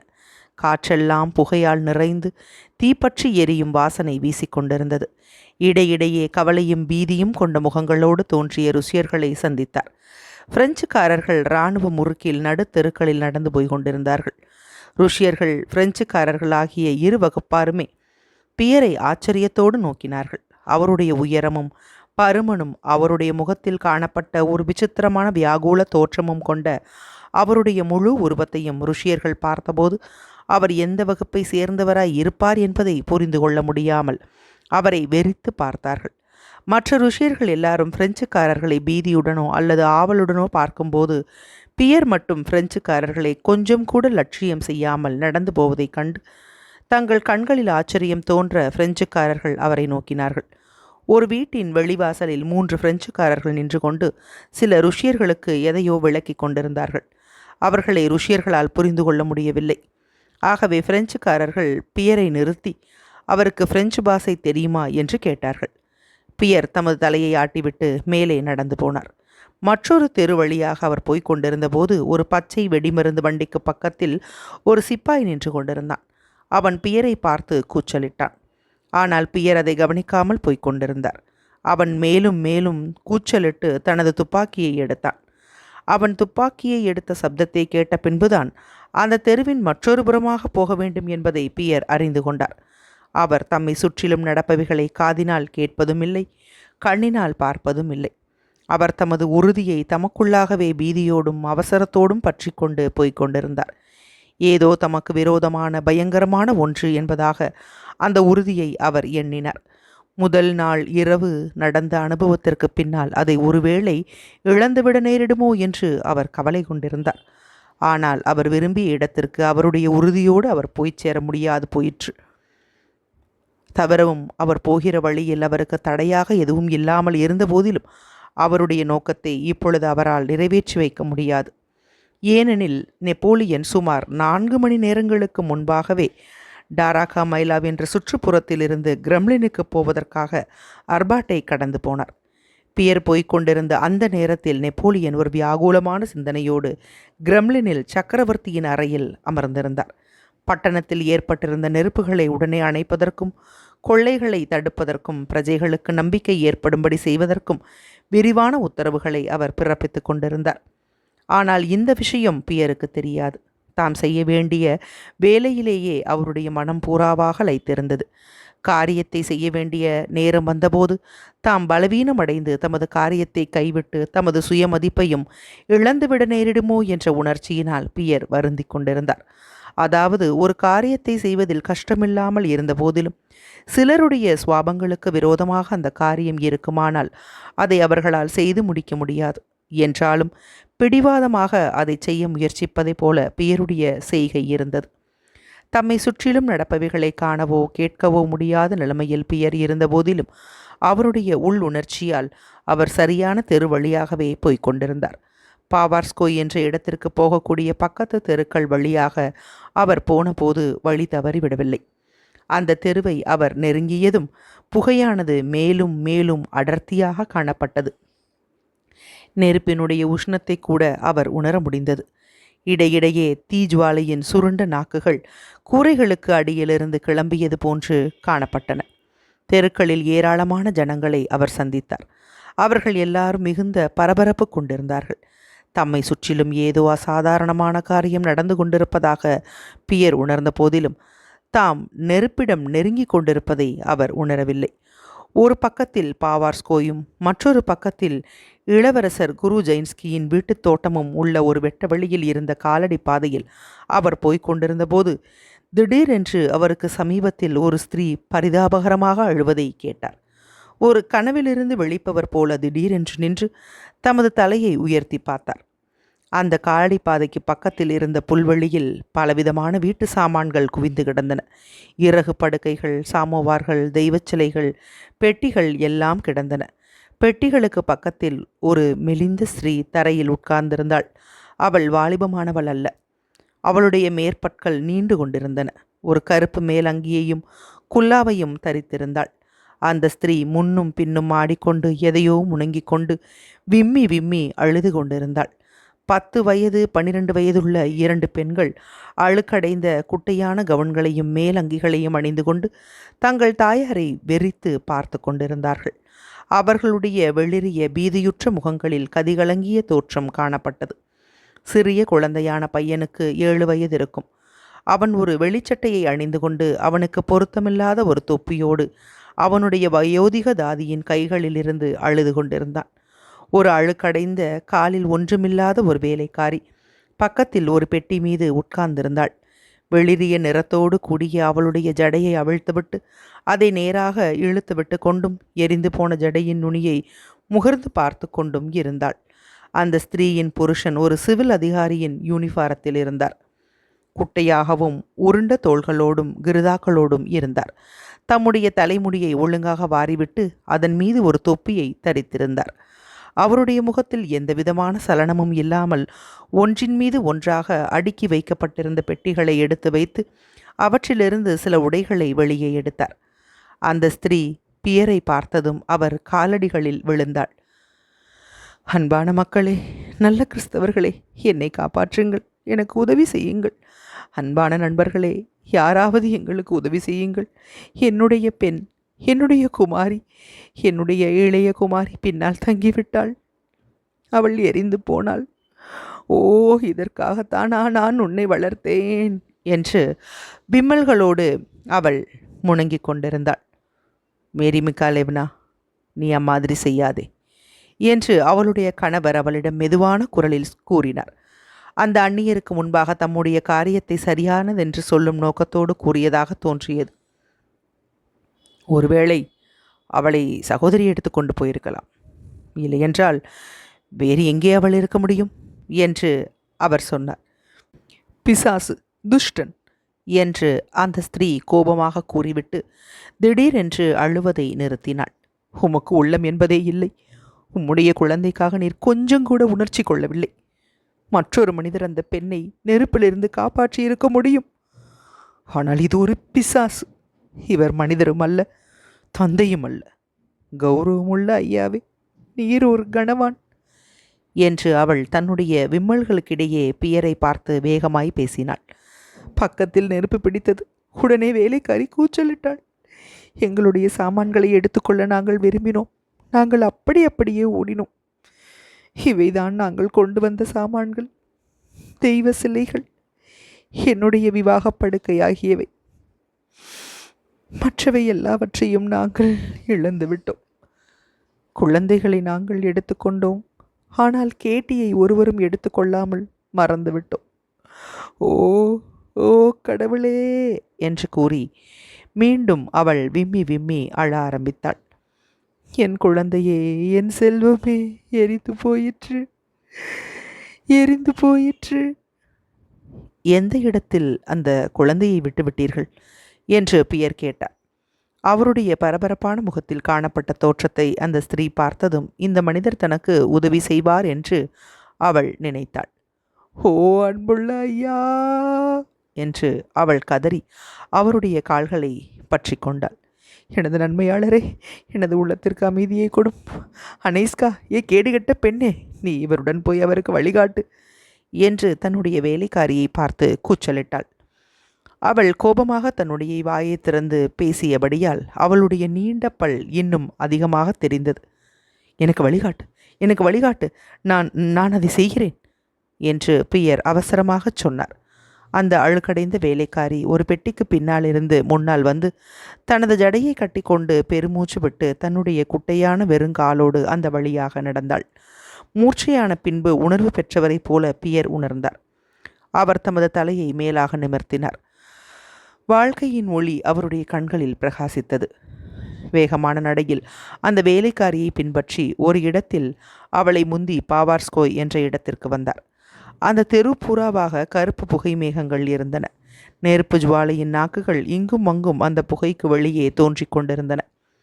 அந்த நெருப்பிற்கு முன்னால் ஏராளமான மக்கள் கூடியிருந்தார்கள். அந்த தெருவின் மத்தியில் ஒரு பிரெஞ்சு ஜெனரல் நின்று கொண்டு தம்மை சுற்றி இருந்தவர்களிடம் ஏதோ சொல்லிக் கொண்டிருந்தார். அந்த ஜெனரல் நின்ற இடத்திற்கு வேலைக்காரியோடு பியர் போய்க் கொண்டிருந்த போது பிரெஞ்சு சிப்பாய்கள் அவரை நிறுத்தினார்கள். நீர் இந்த வழியாக போகக்கூடாது என்று ஒரு குரல் ஒலித்தது. அந்த வழியாக போவோம் மாமா, பக்கத்து தெரு வழியாக, நிக்குலின்ஸ் வழியாக நாம் போவோம் என்று அந்த பெண் கூறினாள். அந்த பெண்ணுடன் சமமாக நடந்து போவதற்காக பியர் இடையிடையே குதித்து ஓடிக்கொண்டிருந்தார். அவள் அந்த தெருவின் குறுக்காக ஓடி இடது பக்கம் இருந்த பக்கத்து தெருவிற்கு திரும்பி 3 வீடுகள் கழித்து வலது பக்கத்தில் ஒரு முற்றத்திற்குள் திரும்பினாள். இங்கேதான், இங்கே இங்கே பக்கத்தில்தான் என்று அவள் சொல்லிவிட்டு அந்த முற்றத்தில் குறுக்காக ஓடி மரவேலியில் இருந்த ஒரு வெளிவாசல் கதவை திறந்தாள். அங்கே நின்று அங்கிருந்த ஒரு வீட்டின் பக்கவாட்டை அவருக்கு சுட்டிக்காட்டினாள். அது மரத்தினால் கட்டப்பட்டிருந்தது. அந்த பாகம் பிரகாசமாகவும் உக்கிரமாகவும் எரிந்து கொண்டிருந்தது. அதன் ஒரு பக்கம் கீழே விழுந்துவிட்டது. மற்றொரு பக்கத்தில் நெருப்பு எரிந்து கொண்டிருந்தது. ஜன்னல்கள் வழியாகவும் கூரைக்கு அடியில் இருந்தும் பிரகாசமான ஜுவாலைகள் வெளியே வந்து கொண்டிருந்தன.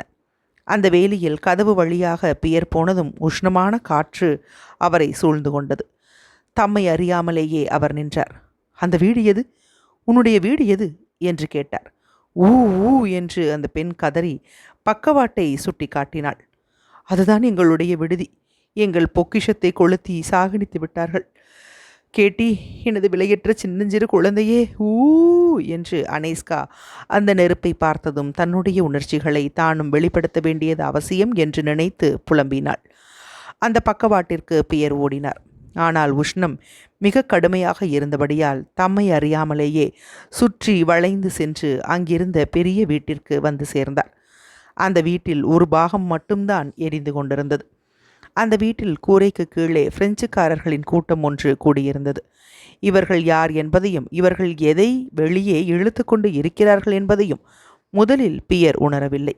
ஆனால் தமக்கு முன்பாக ஒரு பிரெஞ்சுக்காரன் ஒரு விவசாயியை தனது உடைவாளின் மட்டையால் அடித்து அவனிடமிருந்த நரித்தோல் கோட்டை பிடுங்குவதற்கு முயற்சி செய்ததை பார்த்த பின்புதான் அங்கே கொள்ளை நடந்து கொண்டிருக்கிறது என்பதை லேசாக புரிந்து கொண்டார்.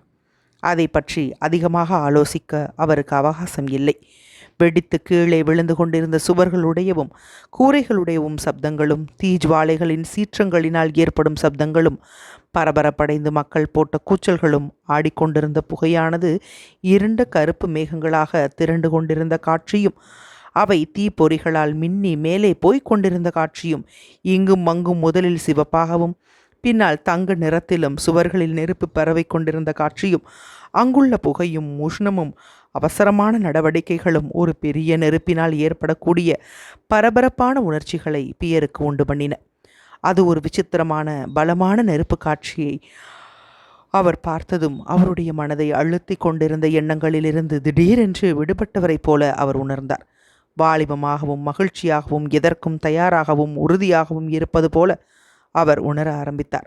அந்த விடுதியின் மற்றொரு பக்கத்திற்கு அவர் ஓடி அங்கே இன்னமும் விழாமல் நின்று கொண்டிருந்த பகுதிக்குள் நுழையப் போகிற சமயத்தில் அவருடைய தலைக்கு மேலாக பல குரல்கள் கூச்சலிடுவதை கேட்டார். திடீரென்று ஒரு வெடிப்பு சப்தத்தோடு வட்டமான ஒன்று அவருக்கு மிக சமீபத்தில் தடார் என்று விழுந்தது. பியர் மேலே பார்த்தார். ஒரு பெரிய வீட்டில் ஜன்னல்களுக்கு பக்கத்தில் பல பிரெஞ்சுக்காரர்கள் நின்று கொண்டு உலோக சாமான்கள் அடங்கிய ஒரு பெட்டியை மேலே இருந்து கீழே வீசினார்கள். கீழே நின்று கொண்டிருந்த பிரெஞ்சுக்காரர்கள் அந்த பெட்டியை நெருங்கினார்கள். இந்த ஆசாமிக்கு என்ன வேண்டுமாம் என்று அவர்களில் ஒருவன் பியரை பற்றி கூச்சலிட்டான். அந்த வீட்டிற்குள் ஒரு குழந்தை இருக்கிறது. நீங்கள் ஒரு குழந்தையை பார்க்கவில்லையா என்று பியர் கேட்டார். இவர் எதை பற்றி பேசிக் கொண்டிருக்கிறார்? போமையா போம் என்று பல குரல்கள் கூறின. அங்கிருந்த பெட்டியில் உள்ள உலோக சாமான்கள் ஏதாவது வேண்டுமென்று பியர் கேட்பாரோ என்று பயமடைந்தவனாக ஒரு சிப்பாய் பியரை நோக்கி பயமுறுத்தலோடு நெருங்கினான். ஒரு குழந்தையா என்று ஒரு பிரெஞ்சுக்காரன் மேலே இருந்து கூச்சலிட்டான். அந்த தோட்டத்தில் ஏதோ ஒன்று கதறிக்கொண்டிருந்ததை நானும் கூட கேட்டேன். ஒருவேளை அதுதான் அந்த ஆசாமி தேடிக்கொண்டிருக்கும் அவருடைய குஞ்சாக இருக்கலாம். என்ன இருந்தாலும் ஒருவர் மனிதத்தன்மையோடு இருக்க வேண்டும், உனக்கே தெரியும். அது எங்கே இருக்கிறது, எங்கே என்று பியர் கேட்டார். அங்கே அங்கே என்று மேலே ஜன்னலுக்கு பக்கத்தில் நின்று கொண்டிருந்த பிரெஞ்சுக்காரன் கூச்சலிட்டு அந்த வீட்டிற்கு பின்னால் உள்ள தோட்டத்தை சுட்டி காட்டினான். கொஞ்சம் பொறு, நான் கீழே வருகிறேன். 2 நிமிஷங்களுக்கு பின்னால் கருப்பு கண்களையும் கன்னத்தில் ஒரு மச்சத்தையும் கொண்ட அந்த பிரெஞ்சுக்காரன் உண்மையாகவே ஜன்னலிலிருந்து கீழே தரையில் குதித்து பியரை தோளில் தட்டி கொடுத்து அவரோடு தோட்டத்திற்குள் ஓடினான். சீக்கிரமாக வாருங்கள், உங்களைத்தானே, அங்கே உஷ்ணம் அதிகமாகிறது என்று தனது தோழர்களை பார்த்து கூச்சலிட்டு கொண்டே ஓடினான். வீட்டிற்கு பின்னால் ஒரு நடைபாதையை அவர்கள் அடைந்ததும் பியரை அந்த பிரெஞ்சுக்காரன் கைப்பற்றி இழுத்து அங்கே மத்தியிலிருந்த வட்டமான வெட்டவெளியில் ஒரு ஆசனத்திற்கு கீழே சிவப்பு உடையணிந்து படுத்திருந்த ஒரு 3 வயது பெண் குழந்தையை சுட்டி காட்டினான். உன்னுடைய குழந்தை அதோ இருக்கிறது. ஓ, அது ஒரு பெண்ணா? ரொம்ப விசேஷம் என்று அந்த பிரெஞ்சுக்காரன் கூறினான். போய் வருகிறேன் பருத்தவரே. நாம் மனித குணத்தோடு இருக்க வேண்டும். நாம் என்றாவது ஒரு நாள் இறக்க வேண்டியவர்கள், உமக்கே தெரியும் என்று கன்னத்தில் மச்சமுள்ள அந்த பிரெஞ்சுக்காரன் கூறிவிட்டு தனது தோழர்களிடம் திரும்பி ஓடிவிட்டான்.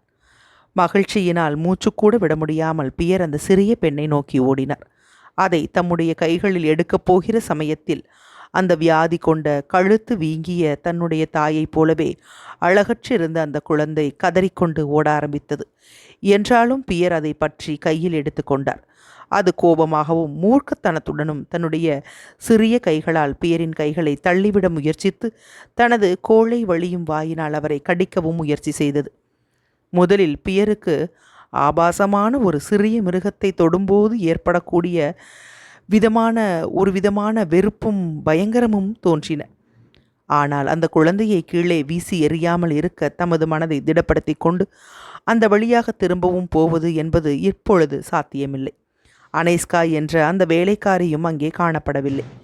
பரிதாபமும் வெறுப்பும் கொண்ட உணர்ச்சியோடு மிகுந்த கஷ்டத்தோடு விம்மி கொண்டிருக்கும் அந்த குழந்தையை எவ்வளவு மெதுவாக அணைத்து கொள்ள முடியுமோ அம்மாதிரி அணைத்து கொண்டு வெளியே போவதற்கு மற்றொரு வழியை கண்டுபிடிக்க அந்த தோட்டத்தின் குறுக்கே ஓடினார். அத்தியாயம் 33 நிறைவுற்றது. அத்தியாயம் 34. நாசக்காரர் என பியர் கைது. பல முற்றங்களின் வழியாகவும் தெருக்களின் வழியாகவும் ஓடிய பின்பு சிறிய குழந்தையோடு பியர் திரும்பவும் பாவார்ஸ்கோய் மூலையிலுள்ள குருஜைன்ஸ்கி தோட்டத்திற்கு வந்து சேர்ந்தார். குழந்தையை தேடி பார்ப்பதற்காக அங்கிருந்துதான் அவர் புறப்பட்டார். அந்த இடம் இப்பொழுது வீடுகளிலிருந்து வெளிப்படுத்தப்பட்ட சாமான்களாலும் மக்களாலும் நிறைந்திருந்தபடியால் அந்த இடத்தை முதலில் பியரால் அடையாளம் கண்டுகொள்ள முடியவில்லை. நெருப்பிலிருந்து தப்புவதற்காக தங்கள் உடைமைகளோடு அங்கு வந்து புகழடைந்திருந்த ருஷ்ய குடும்பங்களோடு பல பிரெஞ்சு இராணுவக்காரர்களும் வெவ்வேறு விதமான உடைகளில் அங்கே இருந்தார்கள். அவர்களை பியர் லட்சியம் செய்யவில்லை. அந்த பெண் குழந்தையை அவளுடைய தாயாரிடம் ஒப்படைத்துவிட்டு வேறு யாரையாவது காப்பாற்றப் போகலாம் என்ற நினைப்புடன் அந்த சிவில் அதிகாரியின் குடும்பத்தை அவசரமாக தேடினார். இன்னும் ஏராளமாக செய்ய வேண்டிய காரியங்கள் இருப்பதாகவும் அவற்றை சீக்கிரமாக செய்ய வேண்டும் என்றும் பியர் நினைத்தார். ஓடியதனால் ஏற்பட்ட உஷ்ணத்தினால் சிவந்து அந்த வினாடியில் எப்பொழுதையும் விட அதிக பலமாக வாலிப உணர்ச்சியையும் துடிதுடிப்பையும் உறுதியையும் அவர் உணர்ந்தார். அந்த உணர்ச்சிகள் குழந்தையை காப்பாற்றுவதற்காக அவர் ஓடிய போது அவருக்கு ஏற்பட்டன. அந்த குழந்தை இப்பொழுது அமைதியாக இருந்தது. தனது சிறிய கைகளால் பியரின் கோட்டை பற்றி கொண்டு அவருடைய கையில் அமர்ந்து ஒரு சிறிய காட்டு பிராணியைப் போல சுற்றிலும் உள்ளவைகளை நோட்டமிட்டு கொண்டிருந்தது. ஒரு மெல்லிய புன்னகையோடு இடையிடையே அவர் அந்த குழந்தையை நோக்கி வந்தார். அந்த பீதியுற்ற வியாதியுற்ற சின்னஞ்சிறு முகத்தில் ஏதோ ஒரு பரிதாபகரமான கபடமற்ற ஒன்றை பார்ப்பது போல பியருடைய மனோராஜ்யம் ஓடியது. அந்த சிவில் அதிகாரியையோ அவருடைய மனைவியையோ அவர் விட்டு போன இடத்தில் அவரால் கண்டுபிடிக்க முடியவில்லை. அந்த கூட்டத்திற்கு இடையில் வேகமாய் வந்து அவர் சந்தித்த பற்பல முகங்களையும் உன்னிப்பாய் கவனித்தார். தற்செயலாக ஒரு ஜார்ஜியன் அல்லது அர்மீனிய குடும்பத்தை அவர் கவனித்தார். அந்த குடும்பத்தில் கீழ்நாட்டு முகவெட்டுடைய ஒரு லட்சணமான வயோதிகர் ஒரு புதிய துணியால் மூடப்பட்ட ஆட்டுத்தோல் கோட்டையும் புதிய ஜோடுகளையும் அணிந்திருந்தார். அதே மாதிரி முகவெட்டை உடைய ஒரு வயோதிக ஸ்திரீயும் வாலிப பெண்ணும் இருந்தார்கள். அந்த இளம் நங்கையை பார்த்தவுடன் அவள் கீழ்நாட்டு அழகின் சிகரமாக பியருக்கு தோன்றினாள். தெளிவாக வில்லை போன்ற வளைந்த கருப்பு புருவங்களோடு அசாதாரணமான மிருதுவான பிரகாசமான நீளமான அழகான அவளுடைய முகம் சலனமற்று விளங்கியது. அந்த வெட்ட வெளியில் பறந்து கிடந்த சாமான்களோடும் நெருங்கி நின்ற கூட்டத்தோடும் அவள் வெல்வெட் மேலங்கியை அணிந்து பிரகாசமான பூ போட்ட ஒரு சால்வையை தலையில் போட்டுக்கொண்டிருந்ததானது ஒரு மிருதுவான பிரதேசத்து செடியை வெண்மையான பனி மீது வீசி எறிந்ததை போல் இருந்தது. அந்த வயோதிக ஸ்திரீக்கு சிறிது பின்புறமாக சில மூட்டைகளின் மீது அவள் அமர்ந்திருந்தாள். அவளுடைய நீண்ட கண்ணிமை ரோமங்களும் அடியிலிருந்து அவளுடைய பெரிய வாதுமையை போன்ற கண்கள் அசையாமல் தமக்கு முன்பாக உள்ள பூமியை நோக்கி கொண்டிருந்தன. அவள் தனது அழகை பற்றி அறிந்திருப்பது போலவும் அதனால் அவள் பீதி கொண்டிருப்பதைப் போலவும் காணப்பட்டாள். அவளுடைய முகம் பியரின் மனதை கவர்ந்தது. அதனால் அங்கிருந்த வேலி ஓரமாக அவர் வேகமாக போய்க் கொண்டிருந்த போது அந்த இளநங்கையை பார்ப்பதற்காக அவர் பல தடவை திரும்பினார். அந்த வேலையின் முடிவை அவர் அடைந்ததும் இன்னமும் அவரால் அவர் தேடியவர்களை கண்டுபிடிக்க முடியவில்லை. ஆகவே அங்கே நின்று சுற்றிலும் பார்த்தார். கையில் குழந்தையுடன் அவர் விளங்கியதால் அவருடைய உருவம் முன்னைவிட அதிகமாக எல்லாருடைய கவனத்தையும் இழுப்பதாக இருந்தது. ருஷ்யர்கள் ஆணும் பெண்ணுமாக ஒரு கூட்டம் அவரை சுற்றி ஓடியது. யாராவது ஒருவரை தவறவிட்டு விட்டீரா? எனது அருமையான நண்பரே, நீர் பிரபு வம்சத்தை சேர்ந்தவர் அல்லவா? இது யாருடைய குழந்தை என்று அவர்கள் கேட்டார்கள். ஒரு கருப்பு மேலங்கியை அணிந்து தனது மற்ற குழந்தைகளோடு அங்கே அமர்ந்திருந்த ஒரு ஸ்திரீயினுடைய குழந்தைதான் இது என்று சொல்லி அவள் எங்கே போனாள் என்பதை யாராவது அறிவார்களா என்று கேட்டார். ஏன், அன்பெராவினுடைய குழந்தையாகத்தான் அது இருக்க வேண்டும் என்று ஒரு வயோதிக உதவி குரு அங்கிருந்து அம்மை தழும்பு கொண்ட விவசாய ஸ்திரீயை பற்றி சொன்னார். கடவுளே கிருபை செய்வீராக, கடவுளே கிருபை செய்வீராக என்று அவருக்கு வழக்கமான பிரார்த்தனை குரலில் சொன்னார். அன்பராவ் குழந்தையா? இல்லை, அவர்கள் காலையிலேயே போய்விட்டார்கள். மேரி மிக்காவ்லேவனுடைய குழந்தையாகவோ அல்லது இவாவ்னாவினுடைய குழந்தையாகவோ இருக்கலாம் என்று அந்த ஸ்திரீ சொன்னாள். அவள் ஒரு ஸ்திரீ என்று சொல்லுகிறார். ஆனால் மேரி மிக்காவ்லேவ்னா ஒரு சீமாட்டியாயிற்றே என்று ஒரு வீட்டு அடிமை கூறினான். உனக்கு அவளை தெரியுமா? அவள் ஒல்லியாயிருந்தாள், பல் நீளமாயிருந்தது என்று பியர் கேட்டார். அவள்தான் மேரி மிக்காவ்லேவ்னா. அந்த ஓநாய்கள் இங்கே வந்தபோது அவர்கள் தோட்டத்திற்குள்ளே போனார்கள் என்று அந்த ஸ்திரீ பிரெஞ்சு சிப்பாய்களை சுட்டிக்காட்டி கூறினாள். ஓ கடவுளே கிருபை செய்வீராக என்று அந்த உதவி குரு கூறினார். அந்த வழியாக நீர் போம், அங்கே அவர்கள் இருக்கிறார்கள். அது அவளேதான். அவள் புலம்பிக் கொண்டும் கதறிக்கொண்டும் இருக்கிறாள். அது அவளேதான். இந்த இந்த இதோ இந்த இந்த பக்கம், இங்கே இந்த வழியாக போம் என்று அந்த ஸ்திரீ கூறினாள். அந்த ஸ்திரீ சொல்லுவதை பியர் கேட்டுக்கொண்டிருக்கவில்லை. சில அடிகளுக்கு அப்பால் நடந்து கொண்டிருந்த விஷயத்தை உன்னிப்பாக சில வினாடிகளாக அவர் கவனித்து கொண்டிருந்தார். அந்த அர்மீனிய குடும்பத்தையும் அவர்களிடம் நெருங்கிய 2 பிரெஞ்சு சிப்பாய்களையும் அவர் பார்த்து கொண்டிருந்தார். அந்த இருவரில் ஒருவன் குள்ளமாக சுறுசுறுப்பாக இருந்தான். அவன் ஒரு நீல நிற கோட் அணிந்து இடுப்பில் ஒரு கயிற்றால் கட்டியிருந்தான். இரவு தொப்பி ஒன்று அவன் தலையில் இருந்தது. அவன் கால்களில் ஒன்றுமில்லை. மற்றொருவனுடைய தோற்றம் பியரின் கவனத்தை முக்கியமாக கவர்ந்தது. அவன் ஒல்லியாக, உயரமாக, உருண்ட தோள்களோடு அழகான தலைமுடியோடு காணப்பட்டான். அவனுடைய அசைவுகள் மெதுவாக இருந்தன. அவனுடைய முகம் ஒரு முட்டாளுடைய முகம் போல் இருந்தது. பெண்கள் அணியும் ஒரு கம்பளி கவுனை அவன் அணிந்து நீல நிற கால் சட்டைகளோடு கிழிந்த ஜோடுகளோடு காணப்பட்டான். நீல நிற கோட்டு அணிந்த காலில் ஒன்றுமில்லாமல் இருந்த அந்த பிரெஞ்சுக்காரன் அந்த அர்மீனியர்களிடம் நெருங்கி ஏதோ சொல்லிவிட்டு உடனே அந்த வயோதிகரின் கால்களை பற்றினான். அந்த வயோதிகர் அந்த வினாடியே தமது ஜோடுகளை கழற்ற ஆரம்பித்தார். கம்பளி கவுன் அணிந்திருந்த மற்றொருவன் அந்த அழகிய அர்மீனிய நங்கை முன்பாக நின்று தனது கைகளை ஜேபிகளில் போட்டுக்கொண்டு அசையாமல் மௌனமாக அந்த பெண்ணை வெறித்து பார்த்து கொண்டிருந்தான். இங்கே பார், இந்த குழந்தையை எடுத்துக்கொள் என்று அந்த ஸ்திரீயிடம் வேகமாக கண்டிப்பாக கூறி அந்த சிறிய பெண்ணை அவளிடம் பெயர் கொடுக்க போனார். இந்த சிறுமியை அவர்களிடம் சேர்த்துவிடு, அவர்களிடம் சேர்த்துவிடு என்று கூச்சலிட்டார்.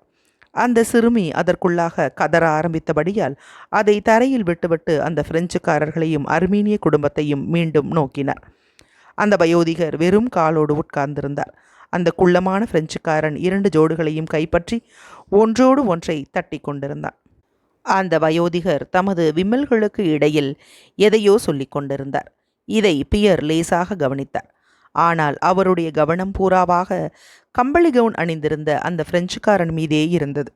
அவன் இதற்கிடையில் மெதுவாக நகர்ந்து அந்த வாலிப நங்கையிடம் நெருங்கி ஜேபிகளிலிருந்து தனது கைகளை எடுத்து அவளுடைய கழுத்தை பற்றினான். அந்த அழகிய அர்மீனிய நங்கை இன்னமும் அசையாமல் பழைய நிலைமையிலேயே தனது நீண்ட இமை ரோமங்கள் கீழே தொங்க இருந்து கொண்டிருந்தாள். அந்த சிப்பாய் தன்னிடம் என்ன செய்கிறான் என்பதை பார்க்கவோ அல்லது உணரவோ முடியாதவளைப் போல காணப்பட்டாள். பிரெஞ்சுக்காரனுக்கும் தமக்கும் இடையில் உள்ள தூரத்தை கடப்பதற்கு பியர் ஓடிக்கொண்டிருந்த போது கம்பளி கோட்டு அணிந்திருந்த அந்த நெட்டையான கொள்ளைக்காரன் அந்த வாலிப அர்மீனிய நங்கையின் கழுத்தில் இருந்த கழுத்து மாலையை பற்றி இழுத்து கொண்டிருந்தான். அந்த நங்கை தனது பிடரியை பற்றி கொண்டு காது செவிடுபடும்படி கதறினாள். அந்த பெண்ணை விட்டுவிடு என்று பியர் கரகரப்பான கோபமான குரலில் கூவி அந்த சிப்பாயின் உருண்ட தோள்களை பற்றி அவனை அப்புறமாக தள்ளினார். அந்த சிப்பாய் கீழே விழுந்து மீண்டும் எழுந்து அதை விட்டு ஓடினான். ஆனால் அவனுடைய தோழன் ஜோடுகளை கீழே எறிந்துவிட்டு உடைவாளை உருவி பயமுறுத்த பியரிடம் நெருங்கினான். இங்கே பார், இந்த அசட்டுத்தனங்கள் எல்லாம் வேண்டாம்.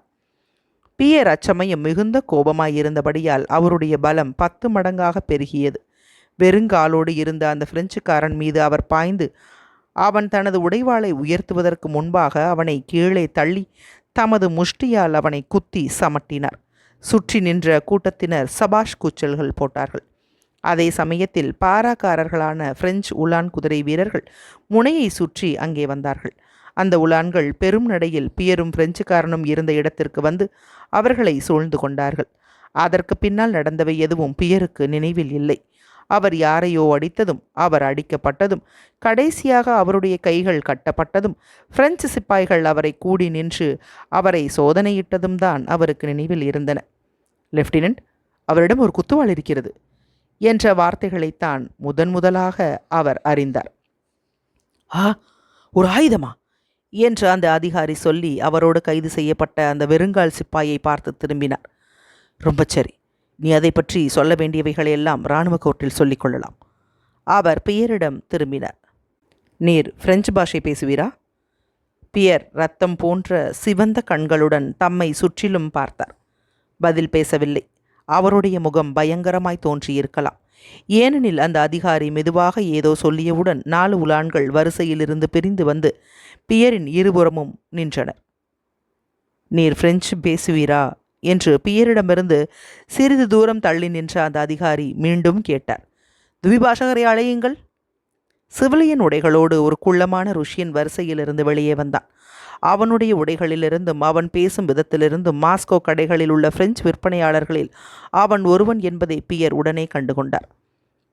அவர் பாமரர் மாதிரி தோன்றவில்லை என்று பியரை நன்றாக உற்று பார்த்த பின்பு அந்த துவிபாஷகன் கூறினான். அவர் ஒரு கொள்ளி வைப்பவர் என்பது போலவே காணப்படுகிறார் என்று அந்த அதிகாரி கூறினார். அவர் யார் என்று அவரை கேளும். நீர் யார்? தலைவருக்கு நீர் பதில் சொல்லியாக வேண்டும் என்று அந்த துவிபாஷகன் கொச்சையான ருஷ்ய பாஷையில் பேசினான். நான் யார் என்பதை உங்களுக்கு சொல்ல முடியாது. நான் உங்களுடைய கைதி. என்னை அழைத்துச் செல்லுங்கள் என்று பியர் திடீரென்று பிரெஞ்சு பாஷையில் பதிலளித்தார். ஆ என்று முகம் சுளித்து அந்த அதிகாரி முணங்கினார். ரொம்ப சரி, நடவுங்கள். உலான்களை சுற்றி ஒரு கூட்டம் கூடியது. அம்மை தழும்புள்ள விவசாய ஸ்திரீ அந்த சிறுமியுடன் பியருக்கு பக்கத்தில் நின்றாள். பாரா வீரர்கள் புறப்பட்டதும் அவளும் முன்னால் நகர்ந்தாள். அட பாவமே, உம்மை எங்கே அழைத்துச் செல்லுகிறார்கள்? என் அன்பே, இந்த சிறுமி அவர்களுடைய குழந்தையாய் இல்லை என்றால் நான் என்ன செய்ய வேண்டும் என்று அந்த ஸ்திரீ கேட்டாள். அந்த ஸ்திரீ என்ன வேண்டுமென்று சொல்லுகிறாள் என்று அந்த அதிகாரி கேட்டார். போதை ஏறியவர் போல பியர் இருந்தார். அவர் காப்பாற்றிய அந்த சிறுமியை பார்த்ததும் அவருடைய பெருமிதம் இன்னும் அதிகமாயிற்று. அவள் என்ன வேண்டும் என்று கேட்கிறாளா என்று அவர் முணங்கினார். என்னுடைய பெண்ணை அவள் கொண்டு வந்திருக்கிறாள். இப்பொழுதுதான் அதை நெருப்பிலிருந்து காப்பாற்றினேன் என்று சொன்னார். போய் வருகிறேன். இந்த அர்த்தமற்ற பொய் அவரிடமிருந்து எப்படி பிறந்தது என்பதை அவர் அறியவில்லை. உறுதியான வெற்றியான நடையோடு அந்த பிரெஞ்சு சிப்பாய்களுக்கு மத்தியில் அவர் போய்க் கொண்டிருந்தார். கொள்ளையடிப்பதை நிறுத்துவதற்காகவும் நெருப்பு வைப்பவர்களை முக்கியமாக பிடிப்பதற்காகவும் டுராஸ்னெல்லின் உத்தரவுப்படி மாஸ்கோவின் பற்பல தெருக்களுக்கு பிரெஞ்சு பாராக்காரர்களை அனுப்பினார்கள். வேண்டுமென்று தீ வைப்பதுதான் மாஸ்கோவில் நெருப்பு பரவுவதற்கு காரணம் என்று பொதுவாக ஒரு அபிப்பிராயம் பிரெஞ்சு உயர்வட்டார அதிகாரிகளிடம் அன்று பரவியது. அம்மாதிரி அனுப்பப்பட்ட பாரா கூட்டம் ஒன்றுதான் பியரை அன்று கைது செய்தது. பியரோடு அந்த பாரா பல தெருக்கள் வழியாக போனபோது மேலும் 5 ருஷ்யர்களை சந்தேகத்தின் பேரில் கைது செய்தது. ஒரு சிறிய கடைக்காரர், 2 வேத மாணவர்கள், ஒரு விவசாயி, ஒரு வீட்டு அடிமை, இவர்களை தவிர பல கொள்ளைக்காரர்களையும் அந்த பாரா கூட்டம் கைது செய்தது. பற்பல விதமான இந்த சந்தேக பேர்வழிகளின் கூட்டத்தில் பியரைத்தான் மிக அதிகமாக சந்தேகப்படக்கூடிய ஆசாமி என்று கருதினார்கள். ஜுபாவ் கொத்தளத்தில் உள்ள ஒரு பெரிய வீட்டை காப்பாளர்களின் விடுதியாக ஏற்படுத்தியிருந்தார்கள். இரவில் தங்குவதற்காக கைது செய்யப்பட்டவர்களையெல்லாம் அங்கே கொண்டு வந்தார்கள். பியரை மட்டும் தனியாக கடுமையான பந்தோபஸ்தோடு வைத்திருந்தார்கள். அத்தியாயம் 34 நிறைவுற்றது. இந்த 34 அத்தியாயங்களோடு லியோ டால்ஸ்டாய் எழுதிய போரும் வாழ்வும் என்ற நாவலின் பகுதி 3 புத்தகம் 1 நிறைவடைகிறது. மொழிபெயர்த்தவர் TS சொக்கலிங்கம். தேன் கூட்டிற்காக வாசித்தவர் ரே விஜயலட்சுமி. அன்பின் வணக்கம்.